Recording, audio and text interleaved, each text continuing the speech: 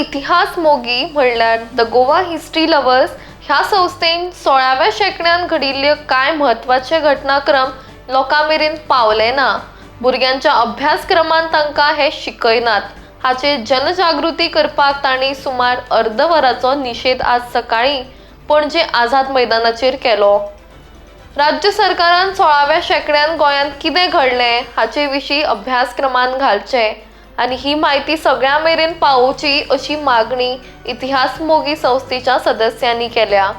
ही माहिती लोकांक खबर ना देखून कोणूय येवन चुकीची माहिती लोकां मेरेन पावयतात अशेंय तांचें म्हणणें। गोवा हिस्ट्री लवर्स गोंयचे इतिहास प्रेमी आमी अशी मागणी करता की 16व्या शतकात जें कितें जालें तें गोंयकारांक कळपाक जाय।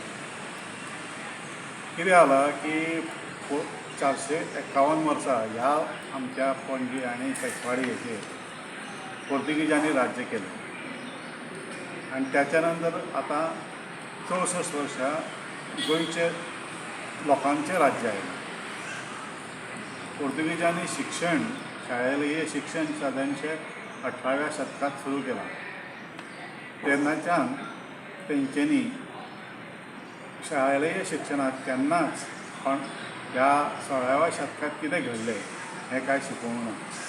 तशेंच गोंयचें स्वातंत्र्य जाल्या नंतर लिबरेशन जाल्या नंतर जें शिक्षण आमच्याच लोकांनी आमकां भुरग्यांक दिलें तेतूनय आमच्या 16व्या शतकात कितें जालें ह्या बद्दल कशेंच आस्पाव ना। प्रॉब्लेम तो जाता की लोकांक कितें जालें 16व्या शतकांत हेची म्हायतीच ना। म्हणून आमची मुख्य मागणी कितें आसा की सरकारा कडेन की गोंयकारांक 16व्या शतकात गोंयांत कितें घडलें आनी तेचो आस्पाव आमच्या शालेय शिक्षणांत करपाक जाय ही मुख्य मागणी आमची आसा। अशें कित्याक तर कारण कितें आसा आतां अश्यो वायट ज्यो गट आसा ते वेगळ्या तरेन माहिती सांगतात। जशें अशेंय कांय जाण म्हणटा की गोंयांत धर्मांतर जावपूच ना, धर्मांतर जाला तें जोरान जावंक ना, आपसूकच सगळे जाण जाल्या, गोंयांतलीं देवळां सुद्दां आमीच लोकांनी मोडल्या अशें चुकीची म्हायती। आनी सगळ्यांक म्हत्वाचें त्या वेळार गोंयांत देवळां जीं आसलीं ती आमच्या आतां भारताच्या दक्षिण भारतांत ज्या तरेन मोठी मोठी देवळां आसलीं तशीं देवळां गोंयांत आसलीं पण हेची म्हायती खंयच सांगली वचना की तेंच्यांनी केदी व्हडलीं देवळां मोडल्या हेची म्हायती जर तर लोकांक कळलेली तर त्या शिवाय आणखी कितें गोश्टी आसा की ह्या सगळ्यांक देवळां कडेन ह्या देव प्रत्येक गांवांत 134 गांवां आसात। ब्राझीलची डॉक्टर सिबेल हिणें चांगलो अभ्यास केला 2016 ते 2019 गोंयांत मुद्दम 3 वेळा आयली ती आनी तिणें आमच्या सातेरी देवते बद्दल जो अभ्यास केला त्या हातूंत तिणें गोंयचे सगळे कोरल म्हणजे कितें पोर्तुगीजांनी त्या वेळार ज्यो जमनी मोडल्यो देवळां मोडली त्या देवळांची जमीन आसा त्या बद्दल लेखा जोखा जो दवरला तो म्हणजे कोरल तो चांगल्या प्रकारे तिणें अभ्यासलो। तिणें सांगलें की 134 गांवांत 711 देवळां मोठी आसलीं आनी ह्या 711 देवळां कडेन कमीत कमी 2 ते 3 एकर ते 20 ते 25 एकर प्रत्येक देवळा कडेन अश्यो जमनी आसल्यो। त्यो सगळ्यो जमनी मागीर चर्च कडेन गेलेल्यो आसा। म्हणजेच कितें की चर्च कडेन आतां ज्यो जमनी आसा ह्यो सगळ्यो देवळां मोडून मेळिल्ल्यो जमनी आसा। तर ह्यो गोश्टी सांगल्यो वचना।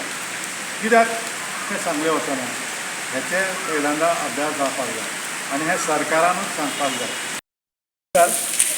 मी सतीश भट काणकोण हिस्ट्री लवर्स या संस्थेशी संबंध आल्यानंतर बरीचशी माहिती मिळाली आणि त्यातूनच बाणावली या ठिकाणी जे कात्यायनी बाणेश्वर देवालय जुनं होतं जे आता औरसा येथील म्हणजे कर्नाटकमध्ये ते स्थलांतरित झालेलं आहे त्या देवळाच्या इतिहासाकडे जेव्हा माझं लक्ष गेलं तेव्हा मला अत्यंत दुःख झालं.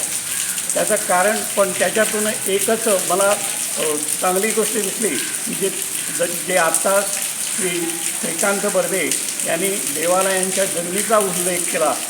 तर मी त्या ठिकाणी बाणावलीला जाऊन आल्यानंतर मला असं दिसलं की हे मला वाटतं की जशा इतर ठिकाणी सगळ्या जमिनी शेअर केल्या गेल्या, पण कात्यावनी बाणेश्वर देवालयाच्या बाबतीत मला जो योगायोग दिसलेला आहे आणि तो कदाचित पुढच्या आपल्या वाटचालीसाठी पथदर्शकच असू शकेल. ती म्हणजे ती जागा एका हिंदू माणसाच्या म्हणजे वैयक्तिक एका हिंदू माणसाच्या कुटुंबाच्या ताब्यात आहे आणि त्यांनी ते सगळे त्याचे अवशेष हे राखून ठेवलेले आहेत. त्या ठिकाणी त्यांनी दिवाबत्ती चालू हे केलेली आहे आणि त्या देवालयाचे अवशेष त्यांनी सन्मानाने ते राखून ठेवलेले आहे. पुरातत्व खात्याकडे या बाबतीत मी एक निवेदनही दिलेलं आहे आणि या ठिकाणी सरकारने त्या बाबतीत काहीतरी हालचाल करावी आणि त्या देवालयाचं जीर्णोद्धार करावा अशा पद्धतीची मागणी आज या हिस्ट्री लव्हर्सच्या प्लॅटफॉर्मवरून मला करायला मिळाली. धन्यवाद.